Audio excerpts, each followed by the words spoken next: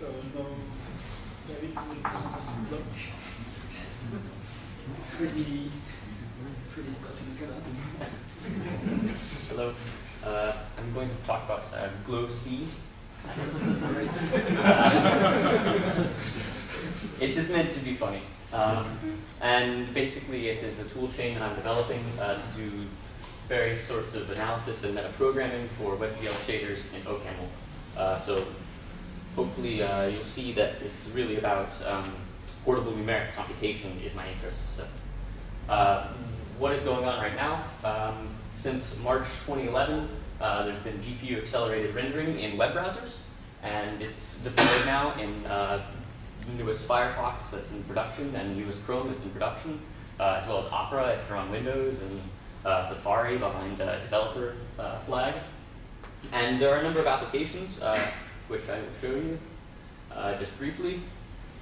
For instance, this is a rather primitive, well, maybe not by WebGL standards, but a web browser game, point to click. The two big things to notice here, excuse me. The two big things to notice here are the simplex noise shader on the platforms, and the every primitive in the game is a sphere that's been distorted with super quadric functions for the metric, and then re-embedded in 3-space. And it's all written in OCaml, except for the WebGL driver and various things like this. But all of the scene graph and the timing and event handling and geometry, motion interpolation, things like this are OCaml, and compiled into JavaScript with OCaml.js by Jake Donlan, which is no longer supported, but it works, so I have not ported it to JS of OCaml yet. All right, enough of this silliness. Let's see if I can remember my note. That's not it. There's also practical applications. I took the same engine and I used it for architectural reconstruction and or architectural viewing from photo reconstruction. And as you can see, it's the same sort of rigid body motion interpolation and so forth.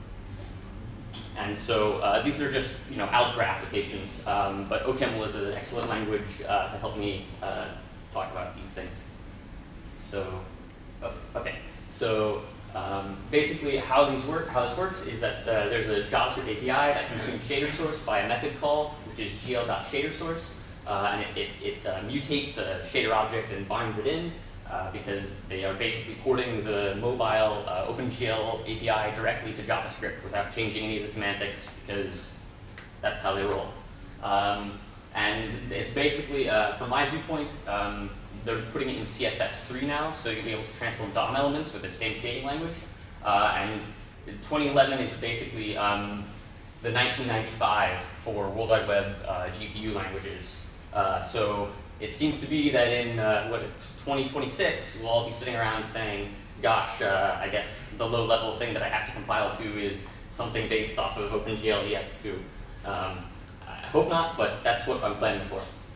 So, so basically, the way I look at it is that there's a bunch of these languages. They've got syntax and semantics and then pragmatics on top of this. And basically, the GPUs execute knowledge that you put in these shading language kernels in this language, OpenGL ES 2.0 GLSL, and I think that they are self-contained resources because they're functions and they run on the GPU. So WebGL has this structure that I just told you about. The browsers translate the API. There's there's a shader translator as well called Angle that all of the major browsers use. It's a Google project, and then the meta language is C++, and they just spit out strings in DirectX, HLSL, and Desktop GL, and OpenGL ES. And so basically, the local graphics driver then compiles these strings that they spit out through this chain that takes hundreds of milliseconds to run, and loads them on the GPU. So this language, as you probably are aware if you've ever done OpenGL programming, is pretty much like C or ALGOL, and takes these kernels and runs them in multiple threads and has floating point SIMD built in. And one of the big issues with this to represent the language is that they decided to also take a lexical preprocessor that they had before and put it in the language. So that makes analysis interesting. There are certain things that are not in the preprocessor, particularly token operators. So the token space is closed. So we can always know if you're going to generate a token and make certain assumptions there. Also, you can include extensions and change the semantics of the language and add more symbols to the language, features, things like this. There's specific domain non-orthogonalities, things like swizzling operators. You can't build your own vector types. You can't build your own matrix types. In the newest dialect, you can't overload their functions. So the language is very much a we know best and you don't worry about it, just program in this broken semantics. Everything is based around the idea that you have quads of floats in registers, and the spec is rather poor. I think in the newest dialect there are 96 occurrences of the word undefined for things like IEEE 754 floating point support. Maybe you get nams, maybe you don't. Maybe you get sign 0, maybe you don't, things like that. So what do I want as an author? I want libraries. There's no support for modularity in the language, so I would like libraries of code and functions. I want data types that I can make orthogonal. I want complex numbers and various geometric algebras, quaternions, things like this. I want to be able to link these things together either at runtime or before I ship. And so I would like some portable linking idea and to be able to make my own extensions as a user or as a provider of things to other users.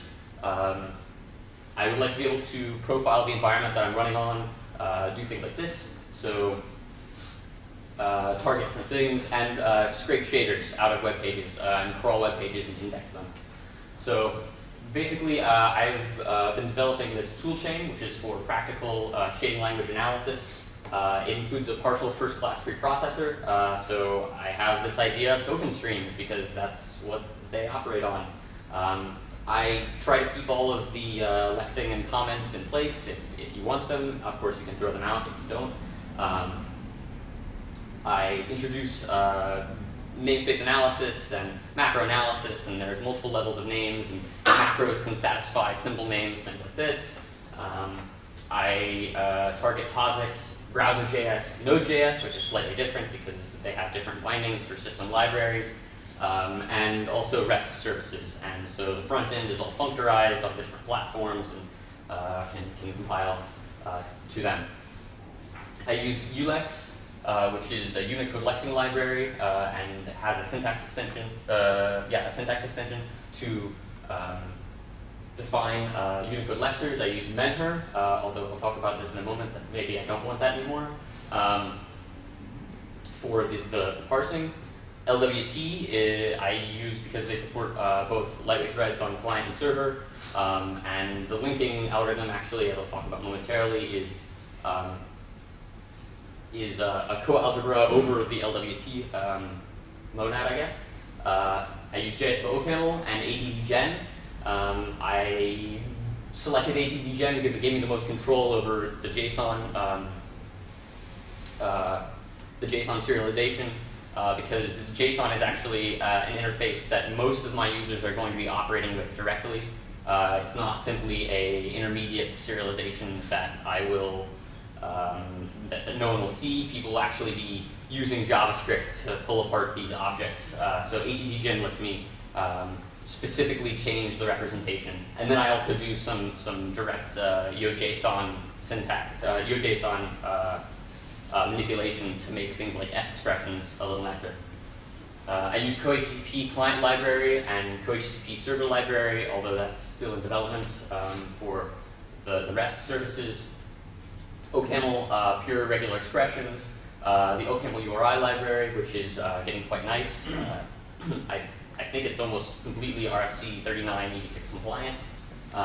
And right now it uses OCaml 312, but we'll probably move to 4 soon. So gloc is the GPU language object compiler, is the idea. So it produces these objects, which I call glow files, which basically take the knowledge that is extracted by the analysis tool and reifies it in either JSON or XML. I think it's a new resource type for the World Wide Web, as depressing as that is. I think that it's really, these are pretty much self-contained chunks of code. I would like better metadata support. The simplex noise shader you saw earlier is MIT licensed, but despite this fact, people are still distributing it against the license with bugs in it and all kinds of other things. So I really like to make it easy for people to keep all the metadata and provide links back to the authors and be able to get updates on modules, things like this. And it's all designed so that no reanalysis is required. Basically, you can link things together without looking at the source code at all, just by looking at all of the markup in the JSON objects. So this is just an example of the schema. There's some metadata about the versions, metadata with links about copyright authors' licenses. Obviously, this is all optional. There are various compilation units that are ordered, and things like incoming symbols, incoming macros, outgoing macros are all marked up. Right now it's untyped, simply because it's quite a bit of work to work in a type system and the preprocessor and this. As I factor the language into various extension components, this will get fixed, hopefully. And then there's source code and a map that links the file object numbers to what they were actually on the author's side, because the hash line directive only supports integers in the file location, does not support strings. So you don't want those to collide when you have many modules that you're linking together, and so I have to track the names. Okay, so the linker is the glow linker, glow, and I have both OCaml and JavaScript implementations. The JavaScript is less than 3 kilobytes when it's minified and gzip. And I have this link language interface, which is currently under development, which is basically this way to orchestrate these modules and provide a way to give search paths that are across the network. So I'm fairly certain it's a coalgebra, and I've been reading about that, but I am not an expert there, so perhaps I'm mistaken. And it has both higher order and various serializations I provide. Basically, it has namespace combinators and caching and local and remote semantics, this sort of thing. So that's a fairly crazy thing, but I hope it will work out fine. This is sort of what the toolchain looks like. Once you start introducing all of these algebraic expressions, then it gets more complicated. But in the end, you get a shader out that's something like this.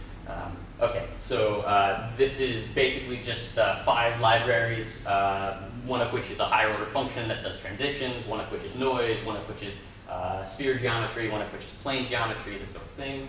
And so I just combine them together. You can see here the various vertex and fragment shaders combining. Unfortunately, the browsers are still lazy in their compilation, so it sort of jumps there sometimes. Things I wish for, I want JSW OCaml to be easier to integrate into my build chain. I really like separate compilation. Sometimes it takes, 30 seconds, but when there are little things that I want to change, it's sort of annoying to have 30-second wait between making the bug fix and seeing the change. The LLVM compiler, LLVM to JavaScript, called Inscripton, is what they're using right now to compile desktop games or desktop simulations to JavaScript, and they use a big typed array as their heap. And this gets around the garbage collection clauses that JavaScript has, and that's sort of bad for real-time rendering. So it would be interesting to have a typed array memory representation that OCaml can output to. Mutual recursion elimination is sort of a problem. Right now I blow the stack because the Mentor parser is mutual tail call recursion, and I'd like some XML meta languages to OCaml module compilers. That'd be interesting. So this is what I want. I'm going to do some sub-language quoting, maybe with CAML P4, maybe with something else if someone else has a better technology.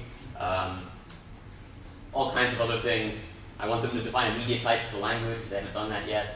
I'm going to factor the language and provide a semi-lattice of extensions, and then do analysis on which extensions are enabled, and that sort of thing. I'd like to make some OWL ontologies and profile the environment. There's going to be a new dialect. They just keep making this semantic mess and putting it out there. So I think maybe I will switch to dipgen. I don't know. If someone else has a better idea for how to handle this like family of poorly specified languages, then I would love to hear it. I hope dipgen is still maintained. If not, maybe you have a favorite OCaml parser combinator library or something. I need to do macro typing maybe at the grammatical level, so that's sort of weird. If you know anyone who's ever done that, I would love to hear it. Maybe Scala macros are sort of similar. I guess I need a constraint type system. I don't know.